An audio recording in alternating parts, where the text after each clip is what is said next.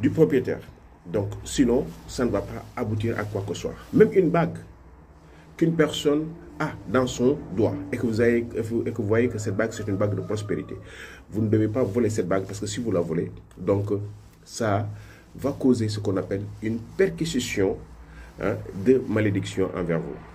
Pourquoi? Parce que je ne sais pas s'il s'agit d'autres bagues, mais mes bagues, moi, que je donne, je les personnalise. Je les personnalise comment? En votre nom, en votre prénom, et vous savez très bien que vous portez le nom de votre père, et au nom et prénom de votre maman. Et vous savez que vous êtes l'unique fils de votre maman qui portait ce prénom et ce nom. Donc, c'est-à-dire, même si votre jumeau ou bien votre jumelle volera votre bague, il aura ce qu'on appelle l'impaction de ce qu'on appelle de la malédiction. Alors, les bagues que j'ai fait, comme je dis, sont des bagues magnétiques.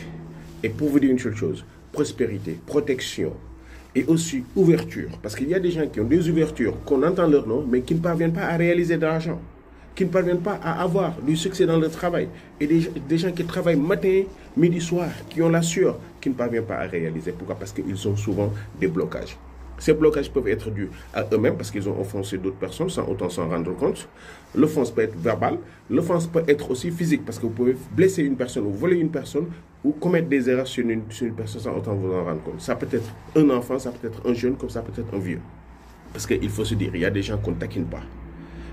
Donc, si vous voyez souvent des gens qui sont malades avec des maladies de longue durée, bon, souvent, c'est bon d'avoir de la peine pour eux, mais il ne faut pas trop avoir de la peine sur ces gens-là, parce que sinon, vous faites allusion à vouloir dire que vous êtes plus juste que Dieu.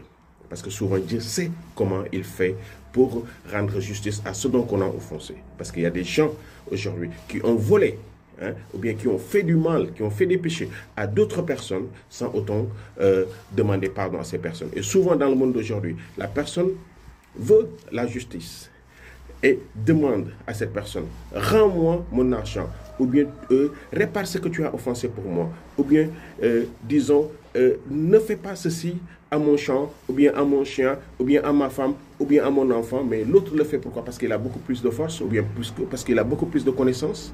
Bon, je parle de tout, je parle de tout le monde, sans exception. Ou bien souvent même, dans le côté administratif, quelqu'un peut avoir son frère qui est bien placé dans l'administration, il offense une personne. Après, il y a souvent ce qu'on appelle les bras longs. Donc, il appelle la hiérarchie. Toi, tu vas faire ta plainte, mais ta plainte, on va mettre une pied dessus. Attention, n'ayez pas peur. Si on vous fait ça, veuillez me contacter. On va vous rendre justice. Comment? Parce qu'on va faire de sorte que la personne qui vous a offensé et ceux qui sont autour pour bloquer, tous ces gens-là seront sous la malédiction de votre colère. Parce que ça va toucher, si c'est une plainte qui a été faite, et ça va toucher tous ceux qui ont été à travers, et ça va le toucher aussi. Raison pour laquelle souvent, même si vous travaillez dans un domaine et qu'il aille ce qu'on appelle une anomalie, et on vous dit non, ce dossier posé-le, faites l'effort de faire votre propre enquête et de rendre justice comme il le faut. Parce que mettez-vous à la place de celui qu'on a offensé. Si on vous le faisait, ou bien si on le faisait à votre frère, ou à votre soeur, ou à votre père, ou à votre mère, ou à votre tante, ou à votre oncle, ou à votre voisin, une personne que vous aimez bien, donc ça ne va pas vous plaire. Donc rendez justice comme il le faut. Chers amis, c'est ça que je tenais à vous dire, en vous disant que ici, médecine africaine, on rend les choses comme il le faut et on travaille comme il le faut. Avant, disons, de dire aux gens, allez pêcher, il faut leur montrer que oui, vous avez des pirogues, oui, vous avez des bateaux.